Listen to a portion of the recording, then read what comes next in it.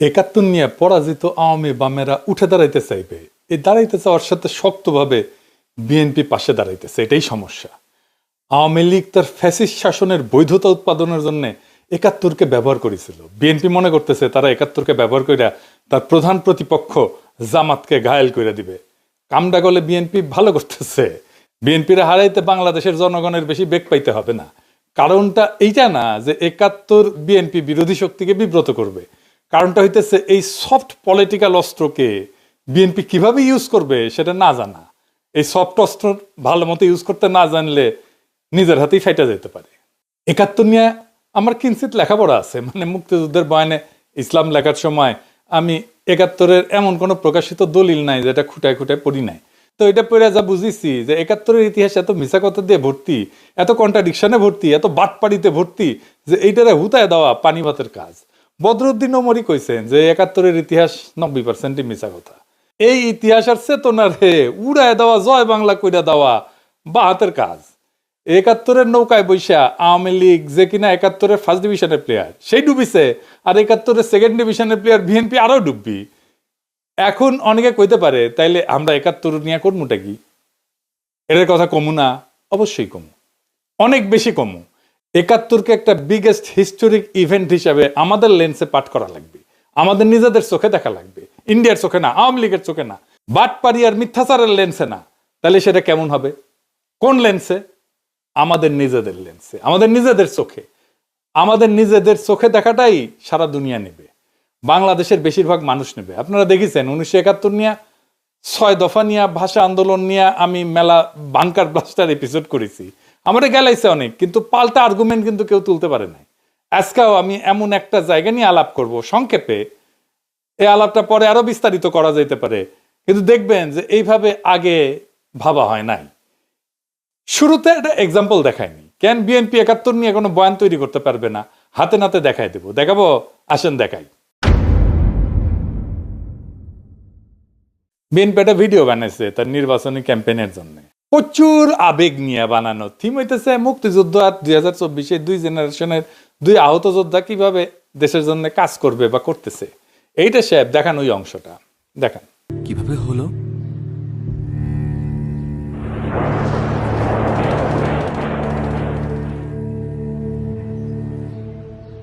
একাত্তর। আর তোমারটা? 24। চলো উঠি, অনেক কাজ পড়ে আছে। হ্যাঁ, আমারও অনেক কাজ আছে। মানে হইতেছে 1971 ক্ষত হাতে আর 2024 ক্ষত পায়, তাই তো? আপনারা হাত হারানো মুক্তিযোদ্ধা দেখেছেন জীবনে? কদাচিৎ দেখতে পারেন, আমি দেখি নাই। যা দেখেছি সবই পা হারানো যুদ্ধাহত মুক্তিযোদ্ধা। সেলিব্রেটেড কর্নেল তাহের, উনি ছিলেন পা হারানো। মুক্তিযোদ্ধা পুনর্বাসন কেন্দ্র শ্যামলীতে যেটা ছিল, এখনো আছে, সেইখানে থাকতেন যুদ্ধাহত মুক্তিযোদ্ধারা। সকালবেলা ওনাদের হুইল চেয়ার নিয়ে বাইর হইতেন, শহীদ মিনারে আসতেন, স্মৃতিসৌধে যাইতেন, সবাই পা হারানো।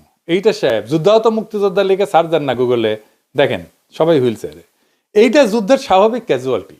যুদ্ধে পা হারায় বেশি যুদ্ধাহতরা। তার মানে এরা মুক্তিযুদ্ধ বলে বলে চিৎকার করবে, কিন্তু রিয়েল মুক্তিযুদ্ধ জিনিসটা নিয়ে গভীর বোঝাপড়া নাই, দরকারও নাই। কারণ ভোটের জেতার জন্য তো এটার কথা কইতেছে, জামাতকে হারানোর জন্য এই কথা কইতেছে। মাথার মধ্যে এটা নাই কি বলে জামাতের শক্ত রাজনৈতিক বিরোধিতা করা যায়। ভোটের জন্য কিন্তু আসলে রাজনৈতিক বিরোধিতারও দরকার নাই। আপনারা হাদির ক্যাম্পেইন দেখছেন না? হার্ডকোর পলিটিক্স নিয়ে ক্যাম্পেইন করছে।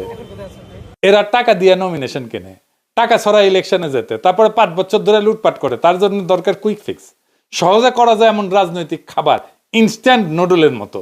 তাই বিএনপির বুদ্ধিজীবীরা হাজির করছে মুক্তিযুদ্ধ, এই দিয়া জামাতরে ঘায়েল করবে। আওয়ামী লীগ 71 দিয়া ফ্যাসিবাদের বৈধতা উৎপাদন করছে, বিএনপি 71 দিয়া জামাতকে মারতে চায়। দুই পক্ষ 71কে একটা পলিটিক্যাল ইনস্ট্রুমেন্ট বানাইছে ভোটে জেতার জন্য, তার রাজনৈতিক লক্ষ্য হাসিল করার জন্য। আর বিএনপি বলে একটা দল ধর্ম নিয়ে রাজনীতি করে, আর তোরা যে মুক্তিযুদ্ধ নিয়ে রাজনীতি করতেছিস, তা আবার ভোটে জেতার জন্য। 2024কে দাঁড় করাবে 1971-এর লিগ্যাসি বা উত্তরাধিকারের উপরে। 1971-এর লিগ্যাসির উপরে 2024 দাঁড়ায় নাই। 1971-এ যারা সিপাহী সালার, তারা জিয়াউর রহমানকে রাজাকার বলতো। 1971-এর খেতাব কাইরে নিছে জিয়াউর রহমানের। আর সবাই ফ্যাসিবাদের সফটওয়্যার হার্ড পাওয়ার ছিল। 1971-এর নামে আমাদের উপরে ফ্যাসিবাদ চাপায় দেওয়া হয়েছে। 2024-এ দেখেছেন কেউ এসে বলছে আমি মুক্তিযোদ্ধা, আমি হাসিনার এই শাসনের বিরুদ্ধে লড়াই করেছি? বলে নাই। এই বিপ্লবের স্ফুলিঙ্গই তৈরি হয়েছিল মুক্তিযোদ্ধার সন্তানেরা চাকরি পাবে না তো রাজাকারের বাচ্চারা চাকরি পাবে, এই কথায়। 2024-এর বর্ষা বিপ্লবকে এই যে আনিস আলমগীর নারকীয় সন্ত্রাস বলছে, সেও নিজেকে মুক্তিযোদ্ধার সন্তান দাবি করত। যাই হোক, 1971 কোন বয়ান আমরা তৈরি করব, আজ এইখানে আলাপের একটা অংশ থাকবে। কিভাবে আমরা আওয়ামী আর ইন্ডিয়ান বয়ান উতরায় যেতে পারবো, তার বাইরে 1971 নিয়ে আমাদের নিজেদের বয়ান তৈরি করতে পারবো। আসেন সেটা একটু বুঝে দেখি। 1971 একটা ঐতিহাসিক বাস্তবতা। 1971-কে অস্বীকার করা সম্ভব না, কেউ করেও না। বলার চেষ্টা করে, যদি কেউ বলে সূর্য নাই, তাহলে তো সূর্য আকাশ থেকে হাওয়া হয়ে যায় না, তাই না? এটা ঘটনা ঘটছে। 1971-এ কি হয়েছিল? 1971-এ পূর্ব পাকিস্তানের স্বায়ত্তশাসনের আন্দোলন স্বাধীনতার আন্দোলনের রূপ নেয়। কিন্তু এটাও সত্য, পাকিস্তান ভাঙার জন্য মুজিব নিজে ভারতের সাথে ষড়যন্ত্র করছে। আগরতলা ষড়যন্ত্র করেনি? আগরতলা ষড়যন্ত্র মামলা হয়েছে না? পাকিস্তান যেন ব্যর্থ রাষ্ট্র হয়, সেই জন্যে মুজিব চেষ্টা করছে ভারতের সাহায্য নিয়ে। ভারত সবসময় সাহায্য করে গেছে। পাকিস্তান হইল কমিউনিস্টরা কু করার চেষ্টা করলো, উত্থান ঘটলো আইয়ুব খানের। এই কুয়ের পেছনে ছিল সেই আদি অকৃত্রিম অখণ্ড ভারতের পূজারী বামেরা। ওই কুনা হইলে পাকিস্তানে আর্মি এইভাবে এতদিন সামরিক শাসন চালাইতে পারে না। তবে পাকিস্তানকে ধোয়া তুলসী পাতা তা তো ছিল না। পাকিস্তান কেন সৃষ্টি হইল? পাকিস্তান সৃষ্টি হইল ভারতের সংখ্যালঘুদের জন্যই তো। মুসলমান আর হিন্দু দলিত দুই সম্প্রদায় মিলে পাকিস্তান আন্দোলন করলো। পাকিস্তান মানে কিন্তু পাক বা পবিত্র স্থান না। পাকিস্তান হচ্ছে একটা সংক্ষিপ্ত নাম, এটা ভূখণ্ডের। কোন কোন ভূখণ্ড? পাঞ্জাবের পি, আফগানিয়া যেটা আজকে খাইবার পাখতুনওয়ালা, ওটার আগে নাম ছিল আফগানিয়া, সেটার এ, কাশ্মীরের কে, সিন্ধের এস, আর বেলুচিস্তানের TAN, এই সব মিলে হইতেছে পাকিস্তান। তার মানে উত্তর পশ্চিম ভারতের কয়েকটা অঞ্চল জুড়ে একটা রাষ্ট্র। খেয়াল করেন, এখানে বাংলা নাই, পূর্ব বাংলা নাই। পাকিস্তান আন্দোলনের সূচনা ঢাকায়, মুসলিম লীগের জন্ম ঢাকায়। তারা আন্দোলন করতেছে যেই রাষ্ট্রের জন্য, সেই রাষ্ট্র কল্পনায় বাংলাই নাই। তাহলে ওই রাষ্ট্রে পূর্ব বাংলা টিকে না তো, মনোজগতেই তো নাই। ভাষার জন্য কিভাবে রাজনীতি পরিবর্তিত হয় বুঝছেন তো? ভাষার মধ্যে রাজনীতি কিভাবে লুকায় থাকে। পূর্ব বাংলা ঢুকছিল সংখ্যার জোরে, কিন্তু রাষ্ট্রের কল্পনায় ঢোকেনি তো। এইখানে ইতিহাসের লেন্স বদলাইতে হবে। আমরা সাধারণত ভাবি পাকিস্তান ভাগলো 1971-এ। আসল সত্যটা হইলো পাকিস্তান ভেঙ্গেই বানানো হয়েছিল। এটা রাষ্ট্রের নামই যখন একটা অংশকে বাদ দিয়া এটাকে চিন্তা করা হয়, কল্পনা করা হয়, তখন সেই অংশকে পরে শাসন করতে হয় বন্দুক দিয়া, ভোট বাতিল কইরা, সংখ্যাগরিষ্ঠতাকে ভয় পাইয়া, ট্রিগার চাইপা। আর ইন্ডিয়ার উস্কানি তো ছিলই। পাকিস্তানের এলিটটা এতই বেকুব ছিল যে কোনোভাবেই পূর্ব পাকিস্তানকে পলিটিক্যালি কিভাবে ওন করতে হবে সেটা বুঝতে পারেনি। মুসলিম লীগকে টেকাইতে পারে নাই। পাকিস্তান রাষ্ট্রকে যে টিকায় রাখবে পলিটিক্যাল ইনস্টিটিউট, তারই টুকরা করলো। সোহরাওয়ার্দী তার অনুসারীদের মুসলিম লীগ থেকে বের করে দিল। জন্ম নিল আওয়ামী মুসলিম লীগ। আর সোহরাওয়ার্দী যে বাংলাই বলতে পারতো না, তার শিষ্যরা রাষ্ট্রভাষা আন্দোলন শুরু করলো বাংলা ভাষার জন্য। কি তামাশা! দলিত হিন্দু নেতা যোগেন মন্ডলকে রাতের আধারে পাকিস্তান ছাড়তে হলো। একটার পর একটা ভুল করতে করতে করতে করতে শেষ পর্যন্ত বাংলাদেশ রাষ্ট্রের জন্ম অবশ্যম্ভাবী করে তুললো। পাকিস্তান নিজেই করলো। পাকিস্তানকে তার হিস্টোরিক মিস্টেক গুলো অ্যাকনলেজ করতে হবে, তো এটা স্বীকার করতে হবে। শুধু ইন্ডিয়ার দোষ দিলে তো হবে না। ইন্ডিয়ার ষড়যন্ত্র কেন সফল হইতে পারলো সেটার হদিস নিতে হবে। মুশকিল হইতেছে নিজের পাদের গন্ধ কেউ নিজে টের পায় না। সেজন্যই এনগেজ হইতে হয় ভিন্ন মতের সাথে। পাকিস্তান ট্রুলি এনগেজ হয়েছে বাংলাদেশের সাথে, বাংলাদেশের ইন্টেলিজেন্সিয়ার সাথে, বাংলাদেশের সিভিল সোসাইটির সাথে, বাংলাদেশের একাডেমিয়ার সাথে, বাংলাদেশের মিডিয়ার সাথে। হয়নি, এখনো হয় না।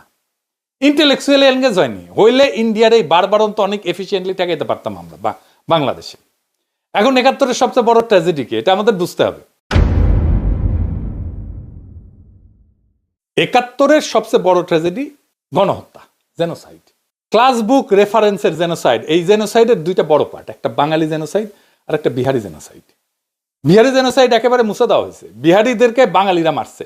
আমরা বাঙালি জেনোসাইড বলি, কিন্তু দেখেন 1971-এর সবচেয়ে বড় দখল গেছে হিন্দু সম্প্রদায়ের উপরে, বাঙালি হিন্দুর উপরে। এটা শুধু একটা জাতির উপরে আক্রমণ না, একটা জাতির নির্দিষ্ট ধর্ম সম্প্রদায়ের উপরে আক্রমণ। এই ক্ষতটা হিন্দু সম্প্রদায়ের মধ্যে গভীর। আমার ফুলকুমারিতে পড়ছেন যে আমার বগুড়ার বাড়ি দখল করে নিয়েছিল আমাদেরই এক প্রতিবেশী। এখনো তারা আমাদের প্রতিবেশী, এখনো। এই যে এক্সট্রিমলি কমপ্লেক্স জটিল সিচুয়েশন, এটার তো প্রপার রিকনসিলিয়েশন হয়নি। তো আমার সেই প্রতিবেশী, উনি তো কোনোদিন এসে আমাদের পরিবারের কাছে মাপ চান নাই যে কাজটা ভুলেছে, মাফ করে দেন। এখন পিনাকি দাবরানি দিলে ওই ভারিচারা হয়ে পালাইবে, সেটা অন্য কথা। কিন্তু বাংলাদেশের সব হিন্দু তো পিনাকি না, সে তো ভয়ে থাকে আমার বাড়ি না আবার দখল করে ফেলে। এইটাকে অ্যাড্রেস করতে হবে, জেনোসাইডের একটা ফয়সালা করতে হবে। আমি দুইটা কাজ খুব চেষ্টা করেছি এই সরকারকে দিয়ে, প্রফেসর ইউনূসের সরকারকে দিয়ে। 71 নিহতদের পুরো নাম তালিকা করা প্রজেক্ট, এক প্রফেসর কাজ করতেছেন এইখান থেকে ওইখান থেকে নানা ফান্ড টান নিয়ে, সামান্য একটা ফান্ডের জন্য উনি ফিল্ড ওয়ার্ক করতে পারতেছেন না, শেষ করতে পারতেছেন না। আমি হয়রান হয়ে গেলাম একটা ফান্ড ম্যানেজ করে দিতে। আমাদেরই সব ভাই ব্রাদার সরকারে আছে, তারাও করে দিলেন না। এটা আর কি বলবো, আর এখন বলতে গেলে তো ওনাদের সাথে রাগারাগি ঝগড়াঝাটি করতে হয়। এই কষ্টটা পড়ে যেতে পারতো প্রফেসর ইউনূসের সরকার, আমি ওনার জন্য ক্রাউড ফান্ডের ব্যবস্থা করতে পারতাম, কিন্তু আমি ওনার এক্সপোজ করলে ওনার বিপদ হবে, ওনারা খাইয়া দেবে ইন্ডিয়া বা আওয়ামী লীগ। আর একটা কাজ হইতেছে বিহারিদের ক্যাম্পগুলো বন্ধ করে তাদের মেইন স্ট্রিমে নিয়ে আসা। এটা লজ্জার যে তারা এখনো একটা ক্যাম্পের মধ্যে, ঘেটোর মধ্যে আছে। আব্দুল নূর তুষারেরা গণহত্যার জন্য পাকিস্তানে 3 বার ক্ষমা চাইলো, আবার চাইতে বলে ক্ষমা। আব্দুল নূর তুষারেরা বিহারি গণহত্যার জন্য ক্ষমা চাইতে প্রস্তুত আছে? নাই। তাইলে ইতিহাসের রিকনসিলিয়েশন হবে কিভাবে? যখন বিহারি গণহত্যার কথা আসবে তখন দেখবেন গা মুসরা মুসরি করিচ্ছে। আর ফাইনালি জামাতের 1971 স্বাধীনতা যুদ্ধের ভূমিকা, এটা নিয়ে ফাইনাল আলাপ। জামাতের বিরুদ্ধে অভিযোগ যেটা আওয়ামী লীগ করে, সে একই অভিযোগ করে বিএনপি। আওয়ামী লীগ অভিযোগ করে জামাত নেতারা 1971 পাকিস্তানি বাহিনীর গণহত্যার সহযোগী ছিল, এই গণহত্যার জন্য জামাতই দায়ী। সেই কল্পিত অভিযোগে ফাঁসি দিছে তাদের নেতাদেরকে। সেই একই অভিযোগ করে আজকের দিনে বিএনপি। 1971 সালে আমরা যে স্বাধীনতার যুদ্ধ করলাম পাকিস্তানিদের থেকে বেরোয় আসার জন্য, তখন আমরা আপনারা শুধু বিরোধিতাই করেন নাই, ওই পাকিস্তান সেনাবাহিনীর সঙ্গে হাত মিলিয়ে গণহত্যা করেছেন। এই কথা বলতে আমার কোনো দ্বিধা হয় না। কিন্তু খালেদা জিয়া সেই বিচার সম্পর্কে কি বলেছিল শুনেন।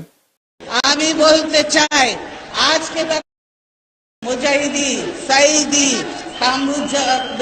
সাইদি কামরুজ্জামান কাদের মোল্লা, এদের সবাইকে তারা মিথ্যে মামলা দিয়ে গ্রেফতার করে রেখে দিয়েছে।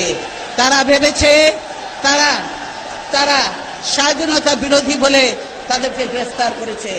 আমি বলতে চাই, আজকে তারা যে এই অবস্থা করেছে, গোপন চুক্তি করে, স্বাধীনতার পরেও যে গোপন চুক্তি করেছে, স্বাধীনতা বিরোধী শক্তি হলো এই আওয়ামী লীগ, হলো স্বাধীনতা বিরোধী শক্তি, দেশের বিরোধী শক্তি হলো এই আওয়ামী লীগ।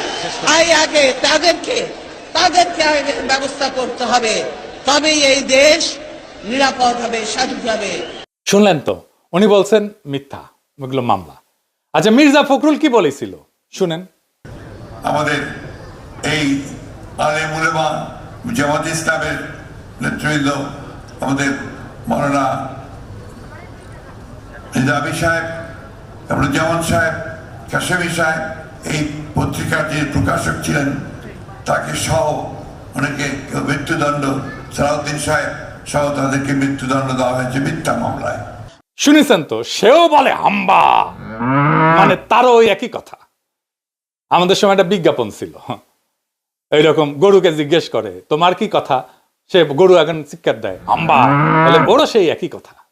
আর এখন বলে স্বাধীনতার পরাজিত শক্তি মাথাচাড়া দিয়ে উঠতেছে, ওদের নস্যাৎ কইরা গণতন্ত্র প্রতিষ্ঠা করবি নাকি। এবার বলে একটা দল গণহত্যা চালাইছিল, মানে জামাত চালাইছিল গণহত্যা। শুনেন, পাকিস্তান আন্দোলন করতে মুসলমানরা পাকিস্তানের মুসলমান ভাইদের স্বার্থ রক্ষার জন্য, for the emancipation of the Muslims, তখন আপনাদের নেতা মওদুদী এটা বিরোধিতা করেছিল, ঠিক না? আর আজকে আবার 1971 সালে আমরা যে স্বাধীনতার যুদ্ধ করলাম পাকিস্তানিদের থেকে বেরোয় আসার জন্য, তখন আমরা আপনারা শুধু বিরোধিতাই করেন নাই, ওই পাকিস্তান সেনাবাহিনীর সঙ্গে হাত মিলিয়ে গণহত্যা করেছেন। এই কথা বলতে আমার কোনো দ্বিধা হয় না। জামাত রাঙ্গি রাজাকার ছিল শুনেছেন না, গোলাম আজম রাজাকার শুনেছেন না, গোলাম আজম রাজাকার ছিল না পাগলা, গোলাম আজম রাজাকার ছিল না রে বেকুব, ছিল শান্তি কমিটির মেম্বার, ছিল শান্তি কমিটির নেতা। রাজাকার ছিল প্যারামিলিটারি ফোর্স, আমাদের আনসারের মতো, তাদের ড্রেস ছিল, ইউনিফর্ম ছিল, ব্যারাকে থাকতো, রেশন ছিল, আর গঠিত হয়েছিল সাধারণ মানুষকে দিয়া। রাজনৈতিক কর্মী ছিল তারা, মুসলিম লীগ, জামাত না। জামাত তখন এত বড় তৃণমূলের অর্গানাইজেশন ছিল না। আমার কথা বিশ্বাস করার দরকার নাই, বিদেশি নিউজ থেকে রাজাকার দেখেন কারা ছিল, পোশাক আশাক সহ, ওদের দাড়ি টুপি ছিল না, দেখেন। the government has organized a paramilitary force called Razakars. The Razakars' main duties are roadblocks, often carried out with a great show of force, and sentry duties around the main government installations. Some recruits to the Razakars are students, but many come from the militant wing of the Muslim League, who were responsible for much of the murder and the burning of villages which followed March the 25th. They are all East Bengalis and are paid by the government direct. But no one knows just how loyal they would be to the government if that loyalty was ever under stress. দেখেছেন এই মুসলিম লীগের পুরাটাই BNP ঢুকিছে। Mirza ফখরুলের বাবাই তো মুসলিম লীগার ছিল, পাকিস্তানের মন্ত্রী ছিল। আমির খসরু মাহমুদের বাবা মুসলিম লীগার ছিল। মির্জা ফখরুল দাবি করে তার বাবা 1971 শরণার্থী শিবিরে ছিলেন, একজন পাকিস্তানের মন্ত্রী, মুসলিম লীগ করার লোক। কেন ইন্ডিয়া পালাবে 1971-এ? তার উপরে যায় শরণার্থী শিবিরে থাকবে। সুপে চাপে মিলানো যায়? আপনার কমন সেন্স কি বলে? যাই হোক, আমরা ওইদিকে না যাই। জামাতের ভূমিকা ছিল দুইটা জায়গায়, শান্তি কমিটি আর আলবদরে। এখন এই আলবদরকে দায়ী করা হয় বুদ্ধিজীবী হত্যায়। এই দাবিটা প্রমাণ করা মুশকিল অনেক কয়টা কারণে। কে দোষী আমি সেটা ঠিক করব না, আমি দেখাইতেছি রাষ্ট্র কিভাবে মিথ্যা দিয়ে ইতিহাস বানায়। আসেন ওই অংশটুকু একটু দেখি। আমি আলবদর বলছি বলে একটা বই আছে, একজন আলবদর ছিল সেই লিখছে। সে বলতেছে যে তাকে গ্রেপ্তার করা হয়েছিল, জেলে ছিল সে। গ্রেপ্তার করা হইল, তারে ইন্টারোগেট করা হয়েছে, তার কাছ থেকে তথ্য নেওয়া হয়েছে, কিছুই নেওয়া হয় না।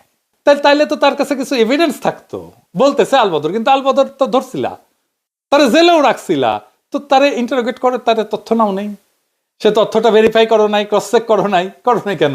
কার দোষ এইটা? আমি আপনাকে ডিসেম্বরে একটা ক্লিপ দেখাই। সেখানে সাংবাদিক, বিদেশি সাংবাদিক বলতেছে ঢাকায় ডিসেম্বরের শুরুর দিকের কথা, এটা প্রত্যেক দিন মুক্তিবাহিনীর সদস্যরা কম করে 5টা রাজনৈতিক হত্যাকাণ্ড করতেছে। শোনেন, There are between 80 and 100,000 Mufti Bahini operating within East Pakistan. And in the last few months, they have blown up 165 bridges, large and small, have damaged 5 cargo boats, including one British boat from Calcutta, have sunk a 1,600-ton jute barge, and have blown up a power substation. And they have committed, in Dakar alone, 6 political assassinations every day. তার মানে ঢাকার মধ্যে শক্তিশালী অবস্থান তৈরি করে ফেলছে গেরিলারা। এইখানে স্বাধীনতার পক্ষের বুদ্ধিজীবীদের ধরে নিয়ে যাইতেছে কয়েকদিন ধরে। কোথায় নিয়ে যাইতেছে সেটাও ফ্যামিলি মেম্বাররা জানে, কিন্তু অনেক ক্ষেত্রেই, মনীষ চৌধুরীর ক্ষেত্রেই জানে। ফিজিক্যাল ট্রেনিং সেন্টারে নিয়ে যাওয়া হয়েছিল মোহাম্মদপুরে। তো মুক্তিযোদ্ধারা তো অপারেশন চালাবে সেই ফিজিক্যাল ট্রেনিং সেন্টারে, ঠিক কিনা বলেন? তারা ডেইলি 5 জন করে মারতে পারে ঢাকায়, আর ফিজিক্যাল ট্রেনিং সেন্টারে হামলা করে উদ্ধার করতে পারে না। উদ্ধার করতে না পারুক, হামলা তো করতে পারতো, কেন করলো না? ঢাকা শহরে মুক্তিযোদ্ধা কি কম ছিল? এখন তো কত মুক্তিযোদ্ধা, সবাই মিলে যদি ওইখানে হামলা করতো। দেশ স্বাধীন হইলে এই বুদ্ধিজীবী পরিবাররা মুজিবের অফিসের সামনে বিক্ষোভ করে, ওইখানে মুজিব আসে। জয়রায়ের বোন ছিল নাফিসা কবির, তাকে উদ্দেশ্য করে মুজিব বলছিল যে অনেকে তো দালালি করে মারা গেছে এই বুদ্ধিজীবী সম্পর্কে। এটা পান্না কাইসাল লিখে গেছে, স্বাধীনতা বিরোধীরা লিখে যায় নাই। জামাতের অনেকে বলে ইন্ডিয়ানরা মারছে। এই বয়ানটা মিলে পাকিস্তানের হামুদুর রহমান কমিশনের রিপোর্টে যখন তারা রাও ফরমান আলীকে প্রশ্ন করে, রাও ফরমান আলীকে জানেন তো এই বুদ্ধিজীবী হত্যার জন্য দায়ী করা হয়। হামিদুর রহমান কমিশনে বলা হয়েছিল বাংলাদেশের সরকার যেন তাদেরকে এভিডেন্স দেয় বুদ্ধিজীবী হত্যার সাথে কারা কারা জড়িত ছিল। পাকিস্তানের কাগজে কলমে হইলেও এটা সদিচ্ছা ছিল, তো করে নাই কেন বাংলাদেশ? এটা তো এখনো করা সম্ভব, যৌথ কমিশন করে অনুসন্ধান কইরা। জামাতে ইসলামকে ক্ষমতায় আসলে এইটার একটা ট্রান্সপারেন্ট তদন্ত করতে হবে। তদন্তে হস্তক্ষেপ করা যাবে না, আন্তর্জাতিক তদন্ত হইতে হবে। বিএনপিও করতে পারে, ক্ষমতায় তো ছিল, করে নাই কেন তদন্ত? 71 নিয়ে 2টা অমীমাংসিত বিষয় আছে, জ্বলন্ত বিষয় আছে। একটা গণহত্যার সংখ্যা, কতজন মারা গেছে, কতজন শহীদ হয়েছে, আর একটা বুদ্ধিজীবী হত্যার দায় কে করছে আসলে? আওয়ামী লীগ, বিএনপি, জাতীয় পার্টি কেউই করে নাই। যদি প্রশ্ন করি যে আসলে তারা তদন্ত করলেই দায় দেওয়ার রাজনীতি করতে পারবে না, তাই করে নাই। মানিক বন্দ্যোপাধ্যায়ের প্রাগৈতিহাসিক বলে একটা উপন্যাস ছিল, ওইখানে এক ভিখারি, তার পায়ে একটা ঘা ছিল, বিভৎস ঘা, ওই ঘায়ে চিকিৎসা করতো না, কারণ চিকিৎসা করলে ভালো হয়ে যাবে, আর ঘা দেখায় ভিক্ষা করতে পারবে না। তাই আওয়ামী লীগ, বিএনপি এই ক্ষতের কোনো চিকিৎসা করেনি 71 নিয়ে, কারণ চিকিৎসা করলে মুক্তিযুদ্ধের চেতনা বেইচা ভোটের রাজনীতি করতে পারবে না। এটাই হইতেছে আসল সত্য। এই যে বিএনপি আওয়ামী লীগের বয়ান নিজের মুখে তুলে নিছে, এই জন্য নিজের আত্মহত্যার পথে গেছে। এটা আমি আপনাদেরকে প্রকৃতি থেকে বুঝাই দিই একটা ঘটনা দিয়ে, মজা পাইবেন। ঘাসফড়িং, ঝিঝি পোকা আছে না, এইসব প্রাণী কেমনে মারা যায় জানেন? এটা তো বুড়া হয়ে মারা যায়। আর একটা মৃত্যু খুবই ভয়ঙ্কর, এই ঝিঝি পোকার পেটে একটা কৃমি ঢোকে, নাম হইতেছে হর্স হেয়ার কৃমি, মানে ঘোড়ার চুলের কৃমি। এডিটর সাহেব, ঘোড়ার আবার একটা হাসি দেওয়া লাগবে, তার চুলের কৃমি, সেটাও একটা বিষয় হয়েছে এপিসোডের, এটা হাসি দেয় না। যাই হোক, ভালোই হয়েছে। এটা লম্বা সুতার চুলের মতো দেখতে, পরজীবী কৃমি, সাধারণত পোকামাকড়ের ভেতরে বড় হয়। এই কৃমির জীবন চক্র শেষ করার জন্য পানির দরকার হয়, এটা মনে রাখেন, আমরা ফিরে আসবো এই জায়গায়। তো এই ঝিঝি পোকা, এই কৃমির ডিম সংক্রমিত পোকা যদি খেয়ে ফেলে, তাহলে এই ডিমটা শরীরে ঢুকে পড়ে ঝিঝি পোকা। এই ডিমটা ঢোকার পরে ঝিঝি পোকার পেট ভেদ কইরা শরীরের ভিতরে ঢুকে যায়। সেখানে আস্তে আস্তে আস্তে আস্তে বড় হইতে থাকে, বড় হইতে থাকে, বড় হইতে থাকে, শরীরের ভিতরে পুরা শরীর খায়া ফেলে। ঝিঝি পোকার শরীরের ভিতরে প্রায় পুরা জায়গা দখল করে নেয় এই কৃমিটা। এই কৃমি এতই বড় হয় যে অনেক সময় এই কৃমির দৈর্ঘ্য ঝিঝি পোকার শরীরের চাইতে কয়েক গুণ বেশি হয়ে যায়। তো ঝিঝি পোকা যা খায় তার পুষ্টি কৃমি শুষে নেয়। ঝিঝি পোকা ধীরে ধীরে দুর্বল, অপুষ্ট, নিয়ন্ত্রণহীন হয়ে পড়ে, অসুস্থ শরীর, দূষিত রক্ত হয়ে পড়ে। সবচেয়ে ভয়ঙ্কর ধাপ হইতেছে, এই কৃমি ঝিঝি পোকার মাথা, মগজ নিয়ন্ত্রণ করে, চিন্তা নিয়ন্ত্রণ করে, মাইন্ড কন্ট্রোল করে। কিভাবে? এই কৃমি ঝিঝি পোকার স্নায়ুতন্ত্রে একটা রাসায়নিক সংকেত দেয়, এটাকে বলে, ডাক্তারি ভাষায় বলে নিউরোঅ্যাক্টিভ কম্পাউন্ড। ফলে ঝিঝি পোকার স্বাভাবিক ভয়ের প্রতিক্রিয়া নষ্ট হয়ে, ঝিঝি পোকা পানিকে ভয় পায়, কিন্তু তখন পানির দিকে আকৃষ্ট হয়ে যায়। স্বাভাবিকভাবে পানি এলায় চলে, কিন্তু ওইটার জন্য সে পানির দিকে যাইতে থাকে, পানির দিকে যাইতে থাকে ঝাঁপ দেওয়ার জন্য। তারপরে পানিতে ঝাঁপ দেয়, ঝিঝি পোকা ঝাঁপ দিয়ে মারা যায়। তখন ওই কৃমি ঝিঝি পোকার পাছা ফুইরা বের হয়ে আসে, ঝিঝি পোকা মারা যায়, আর কৃমি তার নতুন আশ্রয়ের খোঁজে যায়। ঝিঝি পোকা হইতেছে বিএনপি, আর ইন্ডিয়ান আওয়ামী লীগ হইতেছে ওই কৃমি, সেকুলার, সেন্ট্রিস্ট, লিবারাল, ডেমোক্রেট কৃমি, যেমন ওয়াকারের পথবালক তাসনিম খলিল, এরা ঢুকিছে। এরা সেই কৃমি বিএনপি ঝিঝি পোকার মধ্যে ঢুকিছে। আর মুক্তিযুদ্ধের চেতনা হইতেছে সেই নিউরোঅ্যাক্টিভ কম্পাউন্ড, সেই ইন্ডিয়ান ন্যারেটিভ, যেটা দিয়ে আওয়ামী লীগ আর ইন্ডিয়া বিএনপির মস্তিষ্ক নিয়ন্ত্রণ করতেছে। বিএনপির মধ্যে তো ইন্ডিয়ান র আছে, আমার কথা না, এটা বিএনপির নেতার কথা, বড় নেতার কথা, আলতাফ ভাইয়ের কথা শুনেন। বিএনপির কিছু লোক আছে যারা নন আননোন না, নূতন না, পুরানা, নন রয়ের এজেন্ট, নন রয়ের এজেন্ট। তারা এই দেশে যদি 100 টাকা কামাই করে, 90 টাকা তারা ইন্ডিয়াতে পাঠায়। এখন বিএনপি ঝিঝি পোকার মতো পানির দিকে ঝাঁপ দিতে যেতেছে। আগামী নির্বাচনে ভরাডুবি হইলে বিএনপির পাছা ফাইটিয়া আওয়ামী লীগের কৃমি বাইর হয়ে আসবে পরিপুষ্ট হইয়া। বাংলাদেশে আবার আওয়ামী লীগের পুনর্জন্ম হবে, বাংলাদেশের একটা ট্রু ন্যাশনালিস্ট পলিটিক্যাল পার্টির ধ্বংস কইরা তার ধ্বংসস্তূপ থেকে আওয়ামী লীগ উত্থিত হবে। এইভাবে, ঠিক যেইভাবে মুসলিম লীগ ধ্বংস হয়েছিল, তার মধ্যে থেকে আওয়ামী লীগ বাড়াইছিল। এখন তাই আমাদের বৃহত্তর রাজনৈতিক ফ্রন্ট করা ছাড়া উপায় নাই। বিএনপি শেষ, বাংলাদেশের স্বাধীনতা সার্বভৌমত্ব রক্ষার জন্যই আমাদের লাগবে একটা নতুন ন্যাশনালিস্ট ফ্রন্ট। আগামী নির্বাচনে সেই ফ্রন্টকে আমাদের সর্বশক্তি দিয়ে জয়যুক্ত করতে হবে, না হলে বিএনপি ঝিঝি পোকার পেট থেকে বাইরে হওয়া আওয়ামী কৃমি আমাদের দেশটা আবার ধ্বংস করে ফেলবে। এইটাকে কি আমরা হইতে দেব? কখনোই না। এইটাকে আমাদের থামাইতে হবে, বাংলাদেশ রাষ্ট্রটাকে আমাদের রক্ষা করতে হবে। এটাই জুলাই, এটাই 2024-এর বর্ষা বিপ্লবের শিক্ষা। আমরা বাংলাদেশকে রক্ষা করব ইনশাল্লাহ। ইনকিলাব জিন্দাবাদ।